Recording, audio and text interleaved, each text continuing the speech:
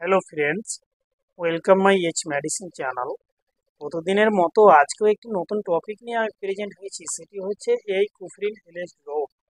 আমরা জানবো কুফরিল এলএচ ড্রপটি কী এবং এটির ডোজ কী রয়েছে, তার সাইড ইফেক্ট কী, মূলত এটি কাদের, সেটি কত এমএল এর প্যাকেজিং হয়ে থাকে, এই বিষয়গুলো আজকে এই ভিডিওর মধ্যে ডিসকাস করব।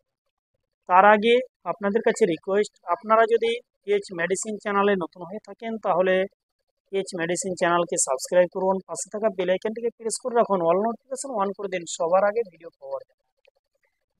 আসুন তাহলে ভিডিওটিকে স্কিপ না করে সম্পূর্ণভাবে দেখুন। আমরা সর্বপ্রথমে জানব যে এই কুফরিল এলএচ ড্রপের মধ্যে এই কুফরিল এলএচ ড্রপটি মূলত কাদের। মূলত এটি একটি শিশুদের ড্রপ।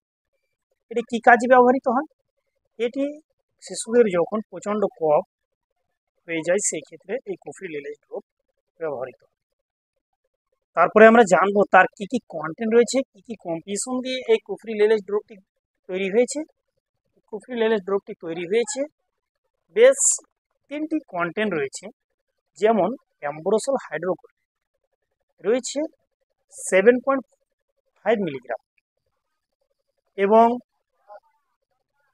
লিভোসালফোবোটাম সালফেট রয়েছে 0.25 মিলিগ্রাম এবং গুইফেনেসিন রয়েছে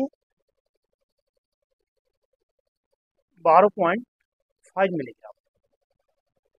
এই 3টি নিয়ে গঠিত হয়েছে এই কুফরিল এলএচ ড্রপ। আমরা জানবো এই কুফরিল এলএচ ড্রপটি কোন কন্ডিশনে ডাক্তারবাবুরা প্রেসক্রাইব করে থাকে পেশেন্টকে, কোন কন্ডিশনে দিয়ে থাকে শিশুদের। যে সমস্ত শিশুদের অ্যাস্থামা হয়েছে কিংবা প্রচণ্ড কাশি, এমনকি সে শ্বাস প্রশ্বাস নিতে তার প্রচণ্ড কষ্ট হচ্ছে, কিংবা বাচ্চার বুকে কফ জমে আছে, ঘড় ঘড় করে একটা শব্দ আসছে, সেই ক্ষেত্রে ডাক্তারবাবুরা এই কুফরিল এলএচ ড্রপকে প্রেসক্রাইব করে থাকে।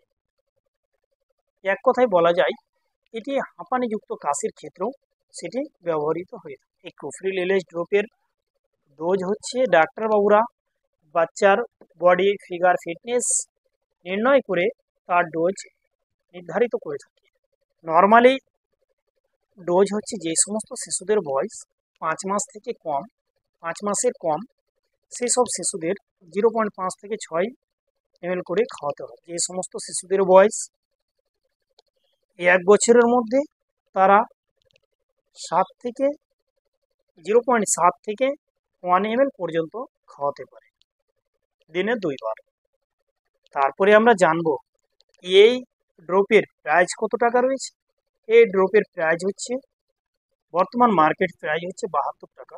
আপনারা এটিকে যে কোনো মেডিকেল স্টোরে অতি সহজে পেয়ে যাবেন। তারপরে আমরা জানবো যে এই ড্রপ খাওয়ার পরে কিছু কি সাইড ইফেক্ট দেখা দিতে পারে, কোনো কি পার্শ্ব প্রতিক্রিয়া দেখা দিতে পারে।